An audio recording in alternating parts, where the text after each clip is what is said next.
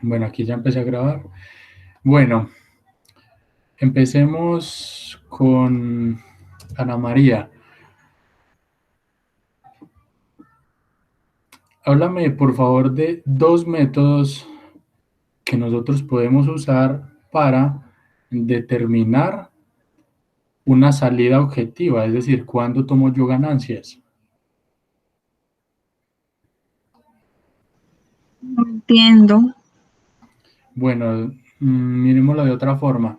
Dos métodos para proyectar objetivos. Sí, dos métodos para proyectar objetivos. O sea, ¿cómo defines tú dónde vas a salir? Dime dos métodos.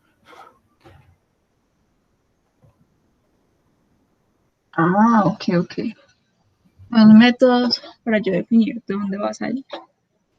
Pues no sé si de pronto sería un método el que estamos utilizando, que es el stop loss. Pues ponerlo, ¿sí? ¿Cómo sabes tú dónde vas a salir? Es decir, tú tomas una orden y ¿cómo sabes tú a dónde vas a salir? ¿O cómo sabes hasta dónde podría llegar al mercado? El mercado va a llegar hasta aquí. ¿Cómo haces tú para saber hasta dónde va a llegar? ¿O hasta dónde podría llegar? ¿Cómo proyectas tú eso? Ah, pues dos métodos para hacer eso, no, pues no sé cómo se llamarán los métodos, pues lo que tú nos has enseñado, que Es que no, pues no es que tengan un nombre así todo raro, ¿no? Dos métodos son dos formas. pues unas mirando el mercado, o sea, como la estructura que está haciendo el mercado y cómo está, digamos, el mercado ese día. Entonces, así uno más o menos va mirando dónde se supone que tiene que colocar el stop loss o si lo ¿Y va cómo lo mides? cambiando. Pues digamos lo que hablábamos ayer de la volatilidad, mirando de noticias, mirando qué pasó en el premercado. Y tú necesitas tener eso en números exactos. ¿Cómo mides tú hasta dónde? ¿Hasta qué rayita? ¿Hasta qué parte de la pantalla? ¿Cómo se hace eso? Podría ser con el Fibonacci. ¿Cómo se llama? Como ya, pues de pronto uno lo haría con el Fibonacci o ¿Cómo se con la llama Fibonacci? experiencia. ¿Cómo se llama qué? El método por Fibonacci, ¿cómo se llama? No me acuerdo, la verdad. Extensiones de Fibonacci. Y el segundo método sería con el ancho y la longitud de los rangos. Listo. Ajá. Valeria, dos formas o dos métodos, como les quieras denominar, que yo podría usar para salir de una operación. Tú ya estás dentro. Dime dos formas en las cuales tú podrías llegar a decir, si pasa esto, yo me salgo, o cuando yo vea esto, yo me salgo. Dos formas de que suceda eso.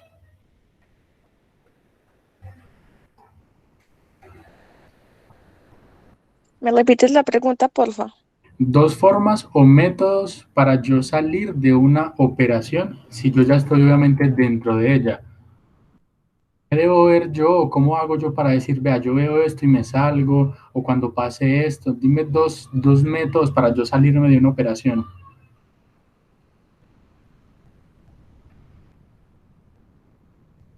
Pues podría ser si no veo que la estructura se está formando como yo sé que debo de tenerla, o que el mercado no tenga volumen para yo seguir ahí.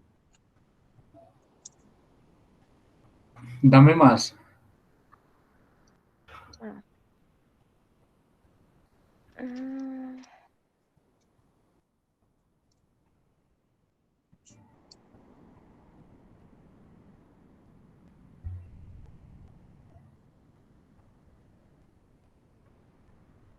Podría ser cuando llegue a una zona importante, podría ser cuando cumpla los puntos que yo dije, podría ser cuando salga un volumen aislado, podría ser cuando, así como dijiste, cuando se esté acabando el volumen en esa dirección, cuando la estructura ya esté haciendo patrones de desgaste, que se supone que los vieron la otra vez y los consultaron. Siguiente pregunta. Mm, Ana María, dos formas o dos métodos de añadir contratos a una operación cuando obviamente ya estoy dentro.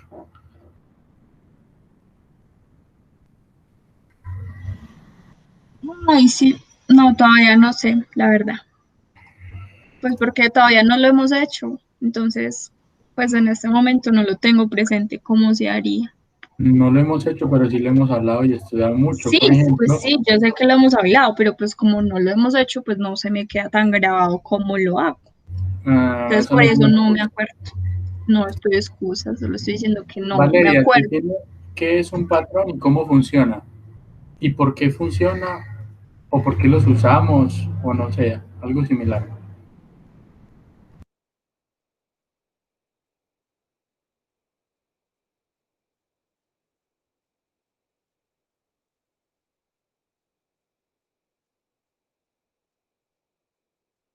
Pues los patrones son los que determinamos, eh, espera, recuerdo,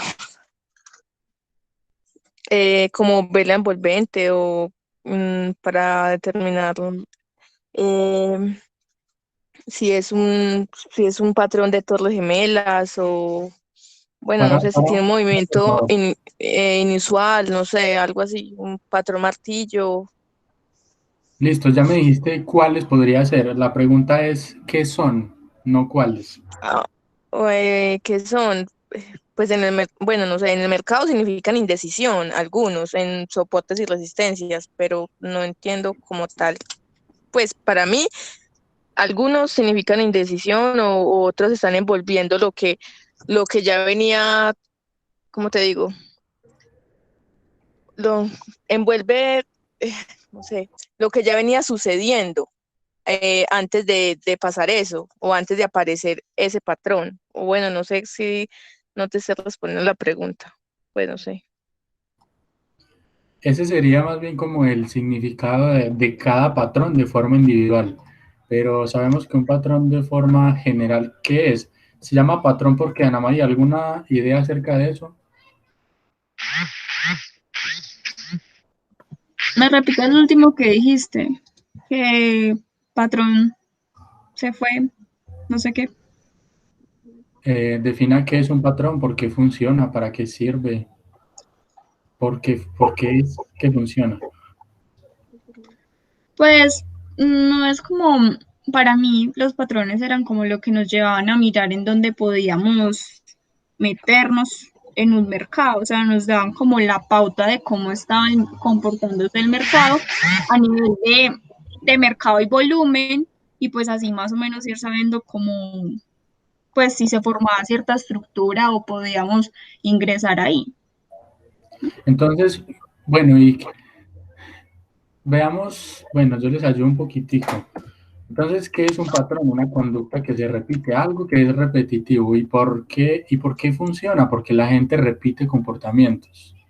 Y el mercado es eso, o sea, ¿usted qué le sirve aprender triangulitos, rayitas, banderitas, estructuras, que marcaje, que foco, que no sé qué?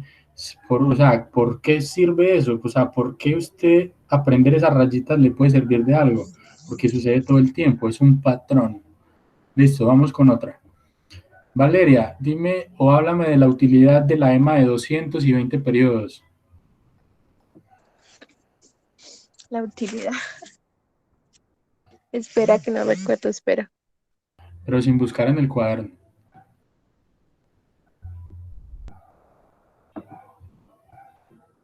15 segundos, van La, 3. ut- la utilidad no la recuerdo. Yo recuerdo que eran indicadores que nos ayudaban. No estoy segura si una de ellas es la que va a hacer crítica o sea, a cómo esté funcionando el mercado en ese momento, pero no recuerdo la utilidad como tal, pues porque ni siquiera lo he puesto en práctica, entonces recuerdo muy poco de ello.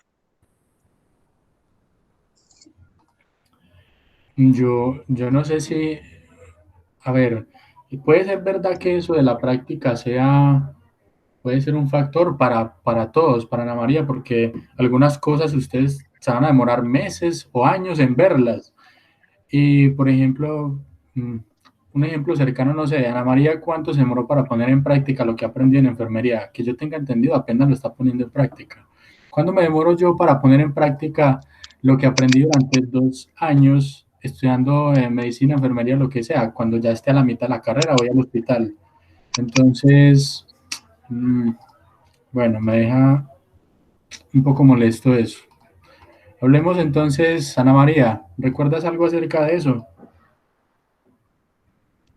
¿La utilidad de qué? EMA de 200 periodos y 20 periodos. No, la verdad no. ¿Qué es una Es EMA? que eh, recuerdo que o sea, el precio la toca y creo que reacciona, pues reacciona como ahí en la EMA, pero no lo recuerdo bien. Pues Listo. tengo como, creo que era Hablemos blanca, de, bueno. ¿qué es una EMA?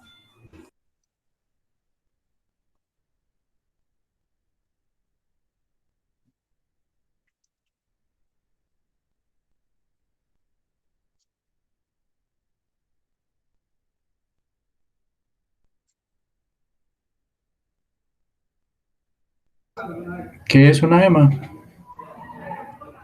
Pues, pues no sé cómo decirlo bien, pero, o sea, era como, como la línea que tocaba poner cuando, pues, en la gráfica, que nos, o sea, como por debajo de donde iban las velas, es que no sé explicar bien, pero sí, o sea, era la línea como que poníamos cuando pues, por debajo, ¿no? Pues o sea, la EMA es como un indicador que te Sí, ayuda a definir qué está sucediendo de cierta manera en el mercado. No exactamente todo, pero sí algunas cosas. Listo, entonces EMA es móvil, average y la E es de exponencial. Entonces media móvil exponencial. Y hay media móvil perfecto. exponencial, simple, etcétera. Listo. Defina, esto ya me lo dijeron. Valeria, háblame del significado de un gap y al menos dos tipos.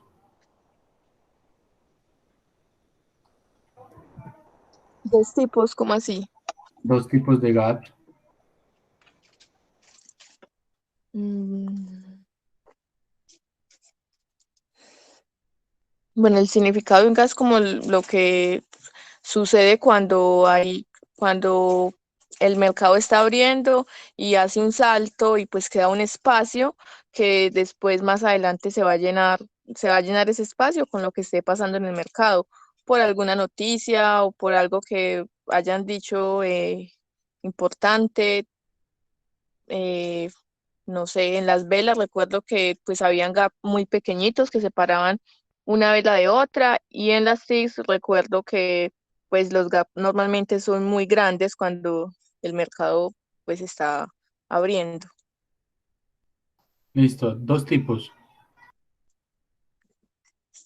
Dos tipos, no entiendo. Ya sabes qué es un GAB, ahora dime al menos dos tipos, porque hay muchos y supongo que ustedes hicieron la tarea de consultar qué eran, cuántos tipos, por qué se daba, y lo recuerdo como si hubiera sido ayer. Pues obvio si tú todos los días estudias eso, ¿cómo no lo vas a recordar? Pero no, no lo recuerdo. No, no me refiero a que yo sepa el concepto, me refiero a que recuerdo como si hubiera sido ayer que les dije que lo buscaran. No, no, no lo recuerdo. Sé qué son, pero no recuerdo cuáles son, no. No, María,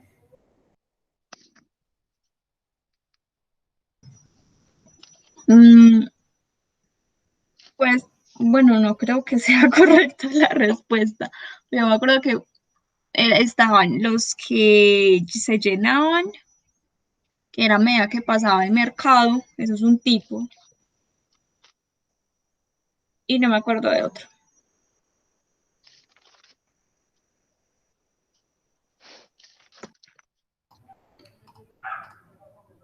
listo. Valeria, ¿cuál es la relación existente entre la oferta o la demanda flotante y el número de testeos en una zona?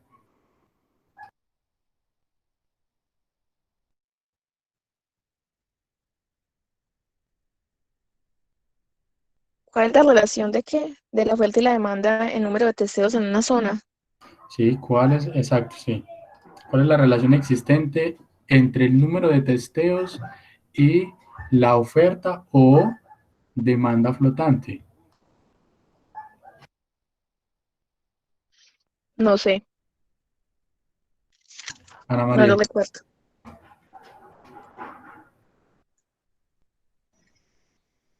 ¿Cuál es la relación de la demanda y la oferta flotante con Los testeos? testeos en una zona.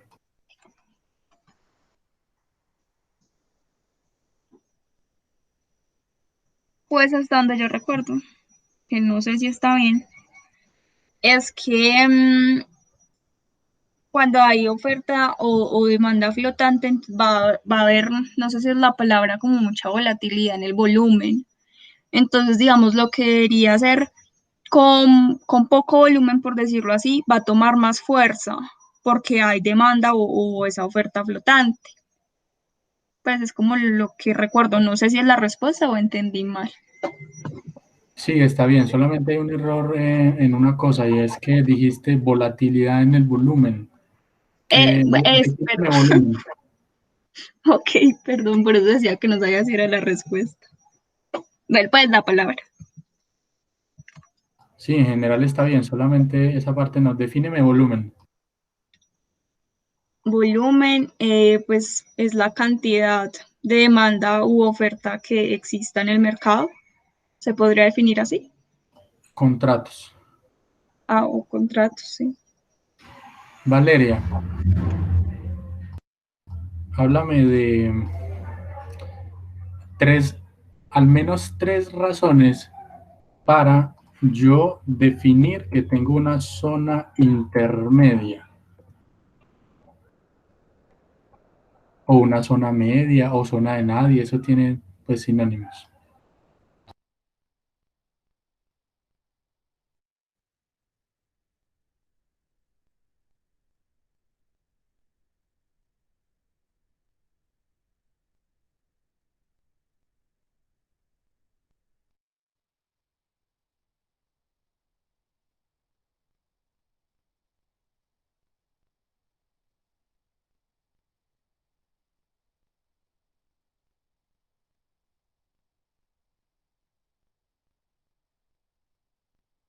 No lo recuerdo, Mateo.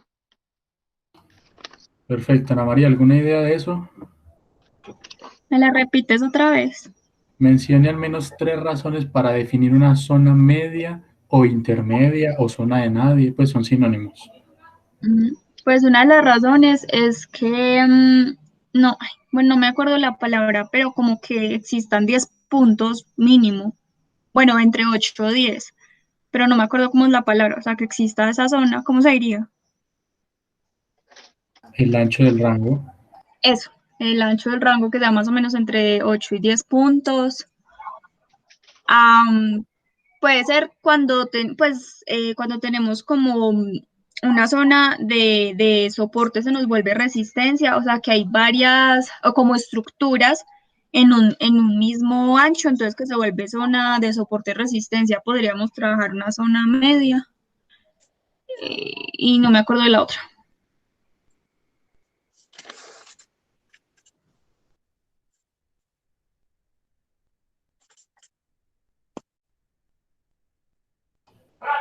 Valeria, háblame de la utilidad de las ondas de helio.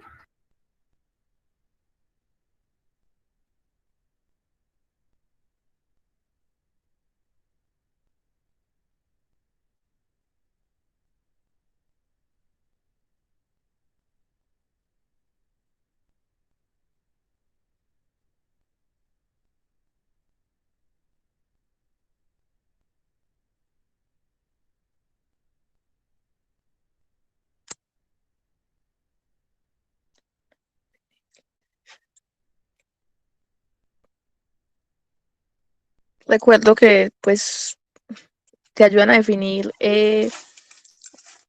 o sea, que cómo va el mercado, qué está pasando en ese momento. No sé cómo explicártelo. Eh, pues recuerdo que no sé si estoy ¿Qué mal o tienes tú estoy para recordando mal. contarme? ¿Cómo? ¿Cómo? Sí, falta un poco más de conceptos ahí. Ana María, ¿alguna idea de eso? Ondas de Elliot, ¿sí? ¿Aló? Sí, sí.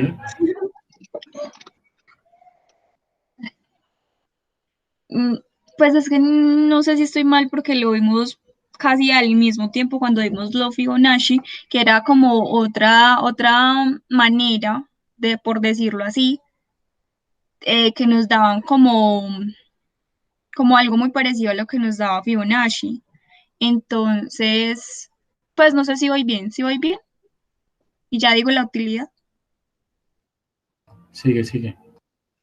Bueno, entonces, como decía, pues nos ayuda algo muy parecido a lo que es eso. Entonces nos ayuda a mirar los rangos de precio que se desenvolvía un volumen en el mercado. Entonces nos proporcionaban una forma de visualizar hasta dónde podía llegar cierta, pues cierta operación, por decirlo así, y pues así podíamos mirar como hasta dónde entrábamos o hasta dónde o dónde nos podíamos salir.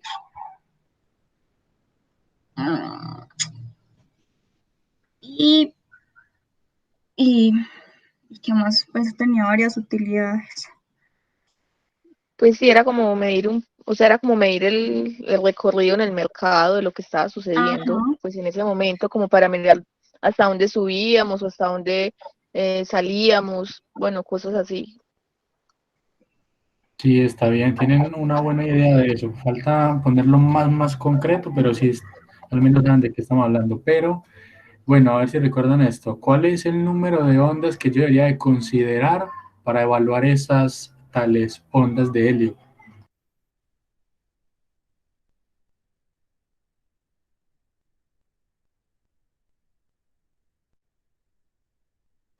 No es así, no me acuerdo, la verdad. No era de 1 a 5, sino, no recuerdo bien. Bueno, al menos dime entonces cómo se nombraban.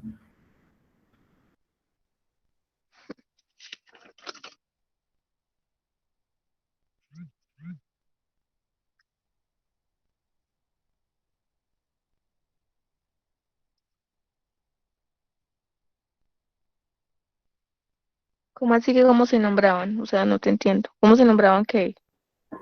Bueno, vamos a dejarlo ahí porque evidentemente no han estudiado bien. Hablemos de otra. Ujú. De forma general, descríbame, Ana María, qué suele suceder en los mercados los lunes, los martes y los miércoles y los jueves y los viernes, Valeria. Repito, lunes, martes, miércoles, Ana María, jueves, viernes, Valeria. ¿Qué suele suceder normalmente en los mercados esos días?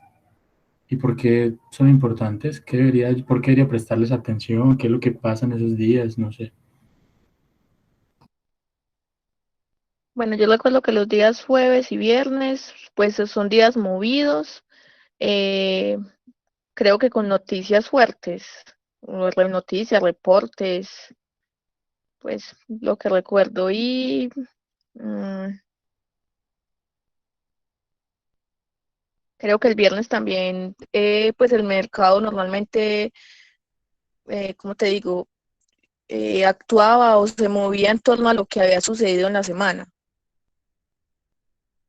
Pues obviamente también depende de todo, de noticias, de qué estaba sucediendo. Bueno, es lo que recuerdo de esos 2 días.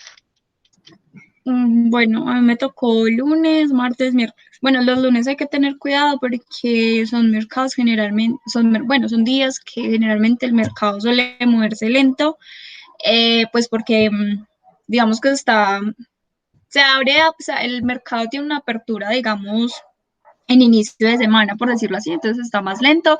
Y también lo que hablábamos, no me acuerdo cuándo lo hablamos, de los cambios de contrato. Generalmente cuando caen días lunes, entonces también hay que tener como cuidado cuando sean cambios de contrato, pues por lo mismo, porque hay que mirar que el mercado va a ser más lento y pues no se puede operar en eso. Y ya los martes y miércoles el mercado suele empezar a ser movido porque pues ya digamos que arrancó la semana. Entonces, pues esos 2 días, martes y miércoles, sí son movidos. No sé qué más tengo que decir. Pues de forma general está bien. Obviamente hay más cosas como los reportes financieros, reportes de ganancias, esas noticias, eh, que reportes de desempleo, bueno, todo eso. Bueno, Ah, pero es que esos son factores que influyen todos los días. No. mm, sí, sí, es en cierta forma, pero hay unos días específicos para esas noticias, es decir, no hacen el mismo reporte cualquier día, cualquier semana, sino Ah, la cool. última semana o todos los jueves de la última semana o el primer lunes de cada semana, de cada mes. Todo eso lo hablamos y está obviamente en Investing y en Forest Factory. Hago una pregunta, Valeria, según la respuesta de Ana María, es de 1 a 5, ¿cuánto le pondrías? Seamos honestos. Estamos mal. Eh, de 1 a 5 le colocaría 4. Y Ana María, ¿cuánto le pondría a Valeria? No, ¿para qué nos pone a hacer eso? Más bien deberíamos autoevaluarnos, eso sería mejor. ¿Cuánto? Que mejor deberíamos autoevaluarnos. ¿Cuánto? Ah, yo, un 3. ¿Y a Valeria? ¿Qué? ¿Qué? ¿Cuánto le pones a Valeria? Usted acaba de decir. Un 3, no, eso es muchísimo. Bueno, voy a compartirles la pantalla para que observen esto. Entonces, creo que ya la están viendo. Vamos a ver. Sí, ya la están viendo. Entonces, tómenle una foto, las repasan, las estudian, las miran. Pues, si digo yo, para que no vayan a quedar con ese vacío.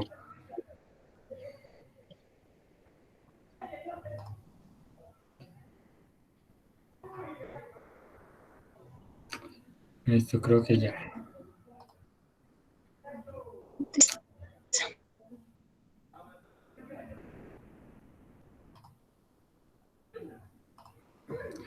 El día de hoy vamos a hablar acerca de correlación de mercados y obviamente pues la clase se va a alargar un poquitico porque ya consumimos media hora con sus respuestas. Entonces, pues bueno, vamos a hablar temas importantes que tienen que ver con la correlación de los mercados, los volúmenes y pues cómo eso nos puede servir o podría no servirnos. Entonces vamos con el primero.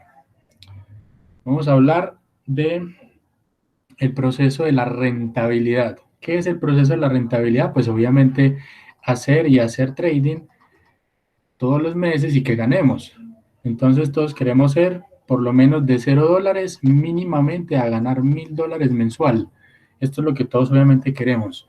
Entonces todos obviamente queremos pasar de este lado a este lado, obviamente así. Pero sabemos que no va a ser posible. Hay una forma que uno ve en las imágenes por ahí motivacionales y eso, que le ponen montañas, cráteres, dragones, etcétera, y le dicen que el proceso del éxito es así. Pero en el trading no es así. En el trading es de la siguiente forma. Por este lado va a estar una cosa. Y por aquí, en color amarillo, va a estar otra cosa. Y va a ser así y en algún momento se van a cruzar. Entonces, la línea azul es conocimiento. Y la línea amarilla es dinero. Les digo esto porque es 100% real. O sea, si esto no les sucede a ustedes es porque ustedes son la excepción en el trading. Esto realmente sucede mucho y es que nuestro capital a medida que vamos haciendo trading, obviamente cuando es con dinero real, posiblemente algunos días se mantenga, probablemente estés a punto de desaparecerlo, quemarlo totalmente y luego probablemente puedas recuperar un poco hasta que te vayas volviendo una máquina de hacer dinero y pues el capital obviamente aumente, lo dupliques, tripliques o lo que sea. Pero miren esto, ¿qué hay de importante acá, esta parte? ¿Cómo es posible que tú estés empezando a ganar dinero o aquí en este caso de este valle, que tú estés perdiendo dinero, pero estás aprendiendo, tienes más conocimiento? Entonces el camino del trading es así. A mí me pasó que yo cada vez estudiaba más, cada vez trasnochaba más, cada vez practicaba más, cada vez iba a más seminarios, cada vez compraba más cursos, cada vez leía más y más y más y más y más, todo más. Yo estaba así, pero el dinero en la cuenta estaba así. Obviamente eso es un golpe mental horrible. Entonces, para que lo tengan en cuenta, que esto funciona así, pues obviamente no se vayan a dar una sorpresa y no, si esto realmente pues les apasiona, les gusta, no sé cómo lo vean, la mayoría de las personas se van a quedar acá. Es decir, mantienen su dinerito, lo pierden y hasta aquí llegan. Pero ellos no vieron esta parte y no saben esto. Obviamente en algún momento tú ya sabes mucho y ya ni siquiera te vas a preocupar por aprender tanto, sino más bien como por practicar y eso. Y obviamente uno cada vez que practica aprende más. Y llega en algún punto en el que sí, sigues aprendiendo, pero ya es como más estable. O bueno, puede seguir aumentando y el capital obviamente sigue aumentando, se cruzan y bueno, y es aquí donde ya hacemos las cosas bien, ¿cierto? En estos puntos. Pero mientras el conocimiento y el capital no se crucen es porque las cosas no están bien. Así que ustedes pues van a tener que monitorizar sus registros, su conocimiento todos los días, cada vez que operen o como sea, para mirar en qué punto están. Y luego les voy a hablar de algo que tiene que ver con los pasos, porque es que, ¿cómo diablos voy a saber yo si estoy acá, si estoy acá, si estoy acá, si estoy acá, o si ya llegué acá? Entonces, en seminarios posteriores hablaremos de cómo saber en qué paso, porque estos son pasos, paso 1, 2, 3, 4, 5, etcétera, cómo saber en qué paso estoy yo, cómo saberlo. Y obviamente ustedes no lo van a poder saber sin tener un Excel, sin tener un registro de todo lo que hagan. Entonces, quería comentarles esto y no lo vayan a perder de vista. Esto literalmente les puede salvar su entendimiento de esto, pues porque no sé qué tanta fuerza mental tengan ustedes para pues aguantar su cuenta en cero, pero su conocimiento aquí arriba. ¿Cómo es posible? Ay, yo ya sé que no puedo hacer esto, yo ya sé que esto no sirve, ya sé que tengo que hacer esto, pero usted ya no tiene plata para operar. Ya cometió todos los errores y entonces usted tiene la suficiente fuerza para volver, digamos, a tener dinero, volverlo a meter a la cuenta y volver a empezar desde aquí, transitar todo esto otra vez. Eso no lo hace todo el mundo. Bueno, eso es muy importante porque lo aprendí de una persona que tiene 33 años de experiencia en trading. Tiene un fondo de inversiones, bueno, y un poco de cosas. Se llama Oliver Vélez. Por si lo quieren checar por ahí, él tiene un canal de YouTube muy interesante. Se llama Oliver Vélez. Eso lo aprendí de esa persona. Bueno, vamos a hablar ahora entonces de algo importante y es que sabemos nosotros que los volúmenes relevantes por encima de 5.000 en una sesión americana, perdón, en una sesión asiática, yo los puedo considerar relevantes. Entonces voy a poner aquí asiática y europea y aquí americana. Entonces, yo considero que hay un volumen relevante por la noche cuando sea igual o mayor a 5.000, ¿cierto? Eso está claro. Y aquí en la sesión americana, yo puedo decir que es un volumen relevante cuando es mayor o igual a 15.000 o 20.000 más o menos. 15.000 o 20.000 contratos. Recuerden el significado de volumen. Esto es un número así como estándar para yo definir. ¿Por qué? Porque muchas veces vamos a ver varios volúmenes de 20.000. Entonces todos son relevantes, sí, pero necesitamos saber cuál es el que es más relevante de todos. Entonces los números nos ayudan a identificarlos, pero les menciono este concepto de nuevo para que no vayan a perder de vista que a pesar de estos números que yo les doy o que pues son como la regla, en la sesión americana pueden haber tranquilamente un día con 10.000, 12.000, 9.000, 8.000, 5.000, un día lento, y un volumen relevante que tenga 18.000, ni siquiera llegó a los 20.000, pero miren cómo están los volúmenes de atrás. Entonces, ¿qué es lo que les quiero recordar? Que el volumen lo clasificamos como alto o como bajo según la relatividad. Ya ustedes saben ese concepto, relatividad respecto a los tres volúmenes anteriores. Bueno, de recordarles eso. Hablemos ahora de un paso bien importante que les he venido mencionando desde que estamos en otras etapas, y es la correlación de los mercados. Ustedes pueden ver que tengo varias pestañas aquí abiertas y entonces vamos a pasar a evaluar eso. Primero que todo, les hago una invitación, no porque les vaya a preguntar, o bueno, probablemente sí. ¿Qué es eso de las correlaciones de los mercados? Esta es tan solo una página, en internet hay muchísimas, entonces buscan qué es correlación de mercados, cómo funciona, por qué, para qué, por qué una cosa con la otra, cuáles son las más importantes, cuáles son las que usted debería de conocer. Bueno, entonces buscar eso de las correlaciones. Y aquí pues están las más importantes, por ejemplo, dólar con oro, dólar con los bonos, petróleo o crudo con los bonos del tesoro, ustedes ya saben qué significa eso, bonos del tesoro estadounidense con lo que es el conjunto de commodities, que sería esto, commodities como cuál, como oro, plata, bueno, como la soya incluso, índices bursátiles en contra o en comparación pues con los bonos, bueno, aquí ya están, hasta la carne de res está, divisas. Entonces busquen con qué se come todo ese cuento de las correlaciones de los mercados, porque podría servirles mucho, mucho, mucho. Por lo menos para que generen contexto y sepan qué es lo que está pasando en el mundo económico, y a partir de eso decidan qué acción comprar, vender, cuánto invertir, qué moneda, porque hasta las monedas se ven afectadas por esto. Entonces, bueno, chequen páginas como esta.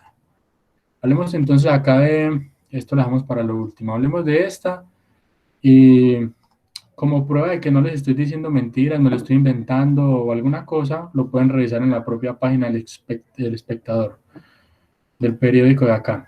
Entonces, bueno, ¿cómo funciona esto? Miren esto, tasa de cambio y los precios del petróleo. Hablamos de la correlación entre el dólar, o en su defecto la TRM del dólar, versus el petróleo, en este caso referencia a Brent, que es el petróleo producido, no les voy a decir de dónde, busquen qué significa WTI y Brent. ¿Cuál es la diferencia entre estos dos? Porque yo estoy seguro que en las noticias han escuchado esto. El petróleo de referencia a Brent y el WTI. Entonces, bueno, busquen eso ahí para que lo tengan como un dato curioso y que les sirva. Bueno, entonces, en este caso es una comparación entre el petróleo de esta referencia y lo que es la TRM del dólar. ¿Qué pueden notar ustedes? Evidentemente, tienen una correlación, pero ¿cómo es esta correlación? Es una correlación, voy a ponerlo con un color más visible, rosado, es una correlación pero contraria. ¿Qué están viendo ustedes acá? Cuando el azul, que es el petróleo, está muy caro, miren acá, $105, miren acá cómo estaba lo que es la TRM, estaba muy barato el dólar, la tasa de cambio muy barata, pero cuando el dólar está caro, 4.000, 5.000, bueno, lo que sea, el petróleo ¿dónde está? Está abajo. Evidentemente hay algunos puntos donde se cruza, donde se mantienen igual, y eso va a significar otras cosas, perdón, que pues luego las hablaremos. Aquí solamente hablaremos de lo más grande, que es esta correlación. Entonces, Mateo, desde ya vayan pensando, ¿para qué diablos me sirve a mí saber esto? O sea, yo estoy haciendo trading, sí, ¿y a mí para qué me importa el petróleo, el dólar? Obviamente el dólar pues te sirve para saber que esa es la tasa de cambio que vas a recibir en tu país, pero ¿y a ti qué te sirve saber cómo va el petróleo? Ah, yo sé que el petróleo está muy caro, entonces es probable que el dólar esté a punto de hacer X cosa, o yo sé que está la inflación muy alta y el dólar está así, es probable que el petróleo pueda estar haciendo esto, no sé si está aquí o aquí, donde sea. Entonces, esta es la primera correlación, obviamente no la vamos a explicar así a fondos, cómo nacieron, por qué, todo eso, no, eso ya es su trabajo, yo simplemente les doy el inicio. Entonces, bueno, esta es la correlación principal, una de las principales, petróleo con dólar. Entonces, aquí está la gráfica para que la chequen con más tiempo. Hablemos de otra que es muy importante y muy conocida y es la del oro con el dólar americano. Si ustedes han visto noticias o están metidas en algo que les haga conocer esto, ustedes sabrán que hay algo que está sucediendo anormal en este momento en el mundo. Ya les voy a contar qué es lo que está sucediendo anormal. Entonces, el oro, evidentemente aquí, ¿cuál es? Pues la verde. Entonces, miren esto, cuando el oro, la onza de oro está subiendo, el dólar está bajando. Les doy como dato curioso que el oro en este momento está valiendo $1.900 la onza. ¿Qué quiere decir? Que está aquí arriba. Y se supone que el dólar, según estas cosas, esto ha sucedido y sucede en todo el mundo y debe de ser así para que las cosas estén, entre comillas, bien. ¿Cuál es el problema y lo anormal en este momento en el mundo? Que el oro está acá y el dólar también está acá. Hay algo que no cuadra, ¿cierto? ¿Y qué es esa cosa que no cuadra? Pues básicamente que el dólar está aquí porque el mundo está anormal, está el Banco o la Reserva Federal de Estados Unidos está imprimiendo billetes, parece que estuviera jugando monopolio y todos los días producen mucho dinero. Entonces el dólar está por acá, pero aparte de eso los inversionistas tienen incertidumbre acerca de lo que vaya a pasar y están vendiendo los dólares y los están metiendo en lo que es el oro. Entonces la pregunta es, ¿por qué cuando está bajando el dólar, por qué sube el oro? Pues básicamente es porque el oro es un activo de reserva. ¿Y qué quiere decir eso que es un activo de reserva? Les adelanto y como dato curioso es que el Bitcoin se está pareciendo a esto. ¿Qué es un activo de reserva? Básicamente, un activo de reserva es algo que tiene un número limitado, es decir, tú no puedes llegar e imprimir oro así como imprimes billetes. Entonces, como el oro sí tiene un número limitado o la consecución de oro es muy costosa o lenta, entonces la producción de oro no va a variar tanto. Es decir, tú no puedes, ay, ve, imprímame 1 kilo de oro. No, eso no sucede. Pero imprímame $1 millón, eso lo puedo hacer hoy mismo. Bueno, yo no, el gobierno.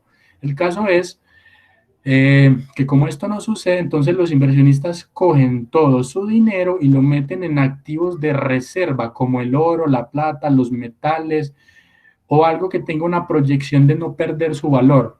¿Cuál es lo llamativo que está sucediendo? Que el Bitcoin al parecer tiene un número limitado de monedas, lo cual quiere decir que se acaba y no se pueden producir más, lo cual quiere decir que en cierta forma, no sé si a mediano o largo plazo el Bitcoin podría parecerse o comportarse como el oro.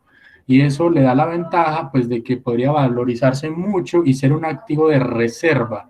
¿Cuándo va a suceder eso? No sé, depende de algo que se llama desacople, que ahorita les voy a hablar en esta gráfica que tengo acá de Bitcoin. El Bitcoin está acoplado a otra cosa, por eso el Bitcoin todavía no está tan valorizado en comparación con el oro, pero están surgiendo algunas relaciones entre el oro y el Bitcoin, es decir, se están moviendo de una forma relativamente superior. Si nos alcanza el tiempo y les interesa, les muestro las gráficas reales, en vivo, hoy, no capturas de pantalla. Entonces, bueno, así funciona esto. Obviamente, ya como tarea que revisen más de cómo funciona esto, por qué sucede. Una de las razones principales, la más poderosa, es que la moneda fiat, el billete normal, pierde su valor y las personas buscan protegerse de esto. Les hago otra invitación, es que revisen el precio del dólar desde que nació y van a ver ustedes que el dólar empezó por acá y en este momento está por acá. O sea, las monedas de cada país cada vez se devalúan más, cada vez sirven menos o lo que es igual, se parecen al papel higiénico, ¿cierto? No sirven para nada. Empezó acá, este era el poder adquisitivo, yo no sé, con $1 me podía comprar X cosa y ahora compro 1/3 de X cosa. Bueno, entonces sería eso. Esta es una relación muy importante que relaciona lo que es la economía estadounidense, principalmente el SP 500 y el DAS o el DAX. Mateo, ¿y qué es el DAX? Entonces anoten por ahí, busquen qué es el DAX. Básicamente, como vemos acá, se comportan de manera muy similar, básicamente porque son el índice que representa la economía americana y el índice que representa la economía europea, alemana, etcétera. Entonces, ustedes pueden ver que hay una correlación importante acá, lo cual quiere decir que si, Mateo, es que yo vi que en las noticias la Unión Europea tenía problemas, el banco se quebró, o pasó X cosa, o cerraron, y las bolsas europeas hicieron esto. Qué raro, yo no sé por qué el S&P 500 hizo eso. Es que usted no ha visto esto, ¿cierto? Se le olvidó la correlación de los mercados. Se le olvidó de dónde sale todo esto. ¿Por qué? ¿Qué tiene que ver la economía de este señor estadounidense con el otro señor europeo? Es que tiene que ver que tienen muchos tratados de libre comercio, que hay muchas empresas con sedes acá, que están dentro del S&P 500, que hay muchos tratados de libre comercio, importación de materias primas, que hay mucho turismo, etcétera, etcétera, etcétera. Como les dije, eso ya les corresponde a ustedes buscar cuáles son las razones de todo esto, porque una clase para todo esto sería, o sea, una hora podría hablar de todo, de dónde nació todo esto. Bueno, vamos a hablar de otra bien interesante acá. Como ven ustedes, esto es una página que se llama MarketWatch, una de las más importantes en este tipo de cosas de mercados financieros. Entonces, para que la revisen ahí también, que no me lo estoy inventando, sino que es de páginas reconocidas. ¿Qué pueden ustedes ver acá? Esto es Bitcoin, esto es el S&P 500 y esto es la abreviatura del oro, Gold. Entonces, como ustedes pueden notar acá, miren que el naranjado, evidentemente, es el S&P 500. S&P 500. Miren que el azul es el oro, que en este momento está subiendo más o menos así. Y miren ustedes que el Bitcoin en esta gráfica está así, o sea, lo que está sucediendo en este momento en el mundo es esto, que el Bitcoin en cierta forma se está pareciendo al oro, y ya ustedes saben por qué, por lo que les dije ahorita, mientras que la bolsa está cayendo. ¿Cuál es el problema? Que en la vida real, o sea, no sé cuándo fue tomado esto, al parecer es una proyección. Esto es una proyección, no es real, es una proyección que están haciendo. Que la bolsa caiga y que el Bitcoin y el oro se mantengan así e incluso suban.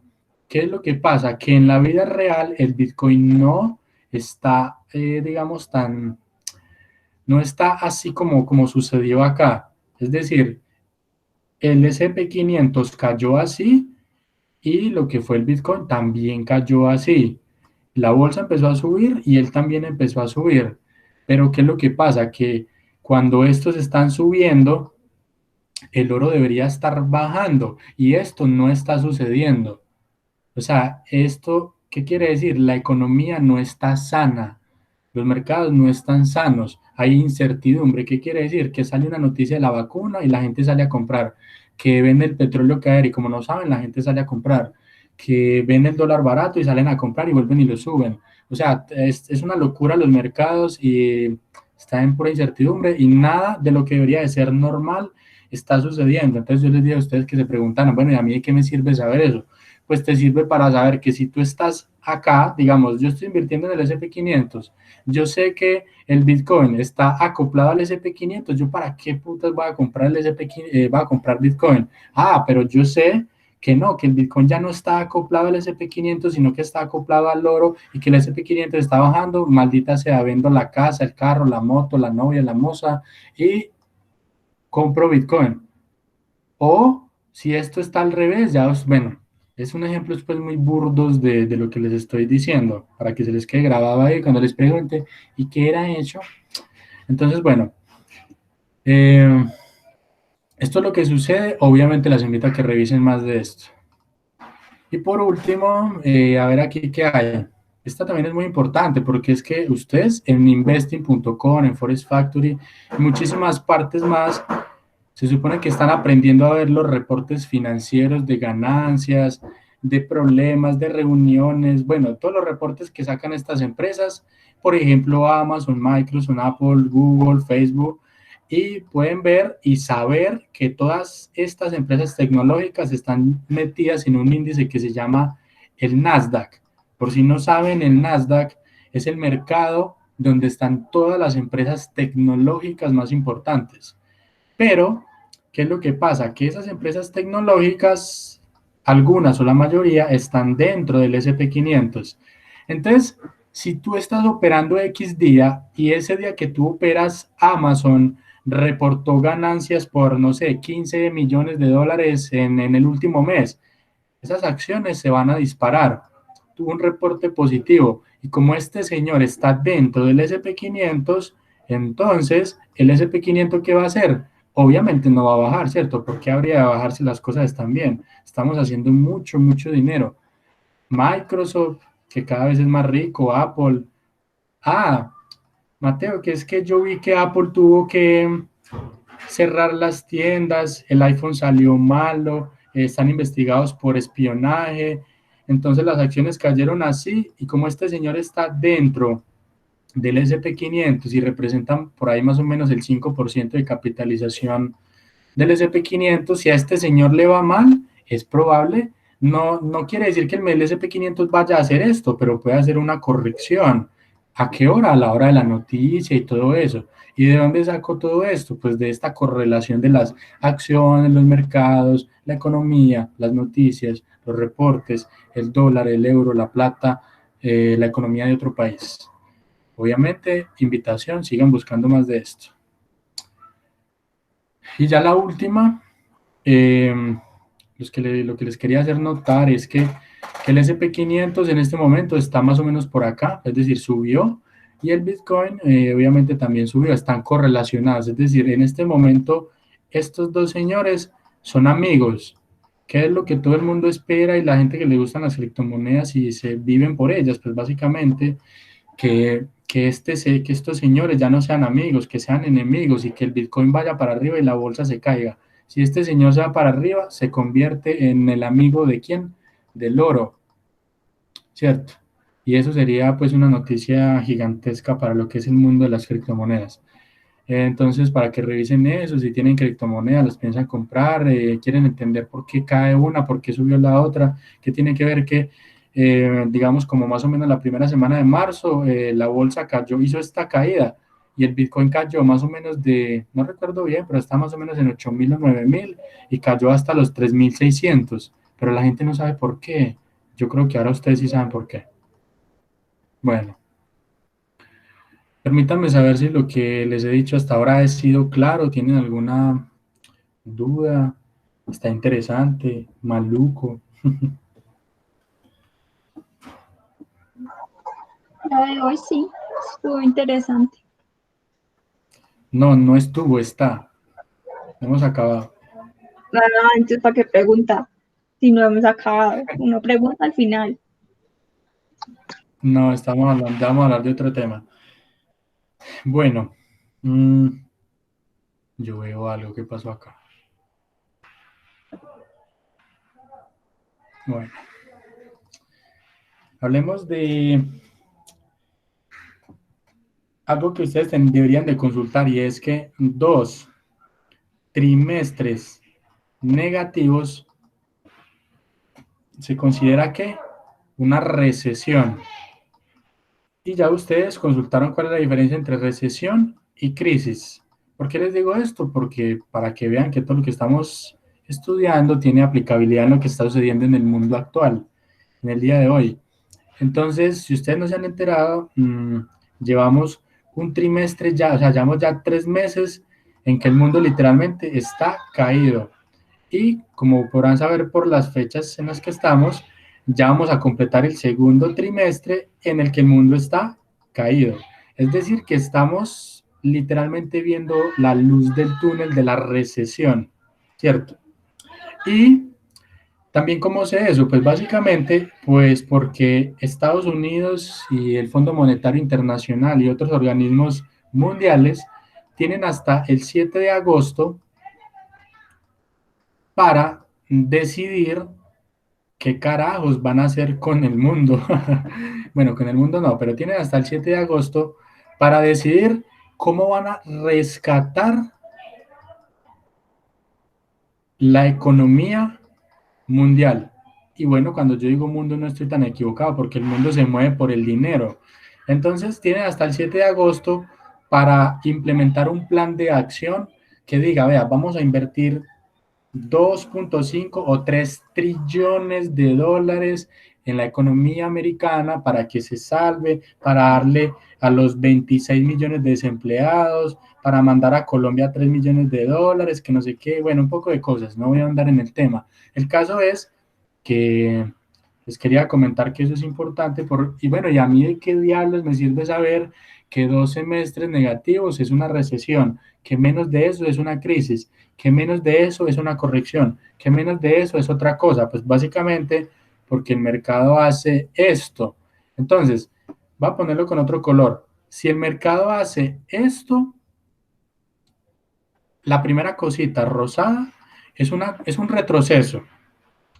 Si me hace esto, ya eso es un retroceso importante. Si me hace esto, ya es una corrección muy, muy brutal.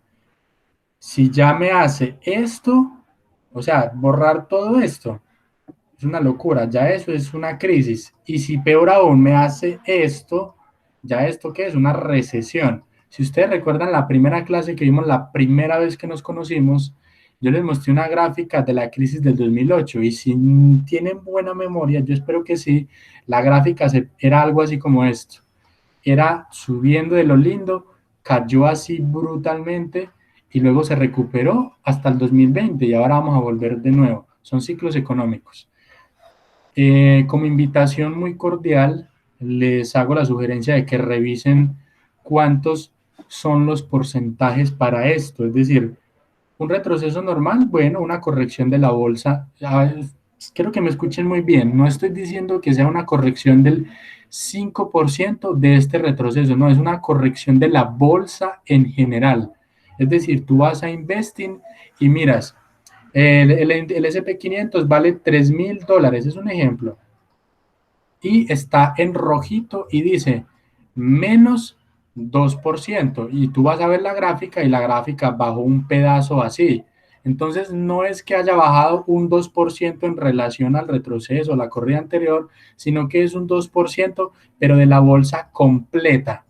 Entonces, cuando yo veo que hay una corrección del 2% es normal, cuando hay un 5% es normal, pero si ya en un día o dos corrige 10%, 15%, 20%, hasta 30%, ya eso es una locura y nos aproximamos a lo que es todo este rango de cosas que hemos dicho. ¿Cuáles son? Pues retrocesos, crisis, recesión y lo que les he dicho, los trimestres. Obviamente les hago una invitación de nuevo muy cordial a que revisen como cuántos serían esos porcentajes que yo debería de considerar para yo ir, digamos, operando ahí. Porque es que es muy diferente que yo haga trading, ay, ve si el mercado bajó, ay, bueno, sí, chévere, bajó, pero yo, ay, ve, ya corrigió 10%, 10% ya es que las cosas no están como muy bien, 15%, ¿será que yo es bueno que tome X inversión? ¿Será que más bien hago un ahorrito por ahí y espero a que esto caiga más e invierto después?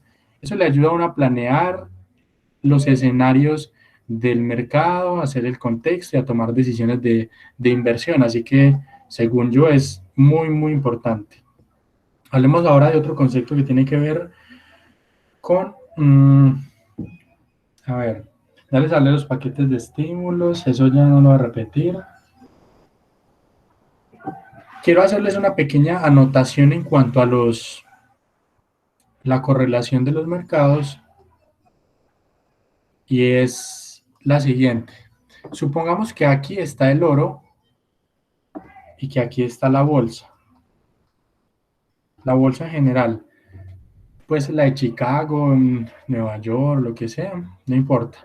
El caso es, a mí de qué diablos me sirve saber esto. O sea, a mí, en mi cabecita, yo qué provecho le puedo sacar esto. Entonces, muy fácil. Hay plataformas donde yo puedo comprar oro y no tengo que comprar necesariamente una onza que vale $1,900, sino que puedo comprar una parte, puedo comprar $170 y yo los compro a ese precio y cuando esto suba más, como yo sé que estamos en crisis, un activo de refugio, etcétera, entonces yo podría comprar esto. Puedo hacer trading a largo plazo o algo similar. Que es que yo vi que el oro el día de hoy se disparó así y yo ya sé que estos dos mercados tienen una relación inversa, y tú tomaste una operación en el S&P 500 y la tomaste hacia arriba y crees que va a ir hasta la luna. Obviamente, si el mercado está así y estas correlaciones se cumplen, el S&P 500 debería de ir hacia abajo. Entonces, si esto se cumple hacia abajo, tú no tienes por qué meter las narices metidas de para arriba, ¿cierto? Ahora, que esto no siempre es así, obviamente lo tienen que validar con todo lo que ustedes ya saben, tienen que validar su decisión de comprar o vender, pero ahora ya tienen más herramientas con este tema de las correlaciones. Que es que yo sé que el dólar está así y que el petróleo cuando eso está así está barato. Y que yo sé que las acciones de Ecopetrol en Colombia valen, no sé, 12.000 pesos y yo tengo 1.000.000 por ahí guardado. O sea, yo literalmente puedo comprarme 100, 200 acciones de Ecopetrol por 12.000 pesos, que no valen un carajo en este momento porque el petróleo no está tan caro, y cuando esto se recupere, literalmente yo podría triplicar mi inversión ahí. ¿Y de dónde saco eso? De algo tan simple como esto. Obviamente la decisión de invertir en petróleo, en Ecopetrol y en acciones no se va a basar simplemente en esto, hay más argumentos, pero este puede ser un inicio muy interesante. Bueno, permítame, yo chequeo por acá lo que más tengo para mencionarles. Entonces, bueno, no quiero que pierdan de vista de que eso de la correlación de los mercados no es como para saber, bueno, cuál sube, cuál baja, o bueno, sí, también, pero más que todo es como para yo saber en dónde está parada la economía mundial, qué debería estar haciendo yo, si el mercado se cae, o si sube, o si está quieto, ¿por qué es? Que es que yo estoy haciendo forex y yo tengo una inversioncita no sé, en el dólar contra la libra esterlina, contra el yen japonés. Imagínate, Mateo, que yo tenía mis ahorritos ahí y por ahí escuché y a mí como que me tumbaron y el petróleo se cayó, o X empresa o alguna cosa pasó, no sé, y la plata mía se desapareció, bueno, no sé, como que me tumbaron. Entonces, bueno, usted no la tumbaron, sino que no sabía dónde estaba metido, o digamos ganó mucho y usted piensa, es que yo sé mucho porque mire todo lo que gané, y fue un golpe de suerte porque, digamos, la OPEC, que es bueno, también les hago la invitación para que busquen qué es OPEC. Básicamente es el organismo regulador de lo que es la producción de petróleo internacional, que está constituido obviamente por Estados Unidos, Rusia, Irán, etcétera. Entonces estos manes dicen, bueno, vamos a bajar la producción de petróleo, entonces el petróleo, ¿qué? Pues se va a mantener ahí estable, y ya usted conoce la relación del petróleo y el dólar, y usted tiene una plática por allá invertida en forex en el dólar, entonces ya va a entender qué fue lo que le pasó al dólar en relación con el petróleo, qué fue lo que le pasó, digamos, le hago una anotación acá para que lo busquen, si ustedes piensan invertir en forex o lo que sea, busquen la correlación del S&P 500, ¿con quién? Obviamente con el dólar. Generalmente suelen ser muy amigos, suelen ir así, lo cual quiere decir que si usted está haciendo forex y esto está así, el dólar está así, porque esto debería de estar así, porque es que el dólar es un representativo de la economía de Estados Unidos. ¿Y quién es la economía de Estados Unidos? El S&P 500, ¿cierto? O es que el dólar está de para arriba, está disparado. Probablemente las cosas estén muy buenas también en el S&P 500. Eso es lo que yo podría pensar. Pero hay algo que las personas cuando están invirtiendo suelen hacer, y es que dicen, yo tengo una plática por ahí y voy a diversificar, no voy a poner todos mis huevos en una misma canasta. ¿Y qué es lo que pasa? Que estas personitas dicen, yo tengo una plática metida en Forex, tengo una plática metida en Bitcoin, tengo otra metida en acciones. Bueno, tengo una plática por ahí invertida en diferentes lugares, la tengo diversificada. Lo que esa pobre persona no sabe es que, según ella, tiene el dinero muy diversificado. Pero lo que ella no sabe es que los lugares donde tiene diversificado, para ella diversificado es tener el lugar en diferentes puntos. Pero lo que ella no sabe es que estos mercados están correlacionados. Entonces ella dice, se cayó el dólar, pero yo tengo una plática en Forex, pero es que ese dólar depende de Forex, de los cambios. Ah, pero yo tengo una plática en el SP500. Ah, pero es que el SP500 depende del dólar también. Entonces también perdió. Ah, pero es que yo tengo una plática en Bitcoin. Ah, pero es que el Bitcoin está correlacionado con el SP500 y el dólar. O sea que en todas perdiste, ¿cierto? Entonces, esto no solamente sirve para, ay, bueno, sí, yo ya sé para dónde va cada cosita, sino para yo tomar decisiones muy importantes acerca de cómo manejar la diversificación, el portafolio del dinero que yo quiero invertir, cómo tomar decisiones de compra o venta, si esperar mucho, poco, si saber si las cosas están bien o mal, saber si las cosas están anormal, saber si hay algo que no cuadra. ¿Cómo es posible que el dólar esté así, que el oro esté así, que el petróleo esté así, pero el mundo está así? Eso no cuadra, ¿cierto?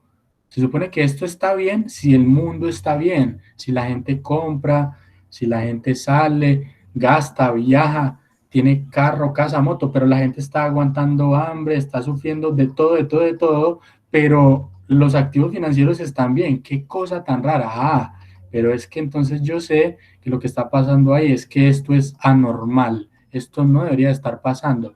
Entonces, si yo voy a invertir, yo tengo $1,000 para invertir, no los voy a comprar aquí con la esperanza de que llegue, que se me triplique la inversión, no, yo invierto acá y la saco acá, porque yo sé que tarde o temprano esto podría ser una caída brutal, que les adelanto que esto es, eh, pues como que lo que se espera, todo el mundo está esperando que el mercado haga una segunda corrección, es decir, el mercado venía así, cayó así en marzo, está aquí otra vez. ¿Qué es lo que se espera?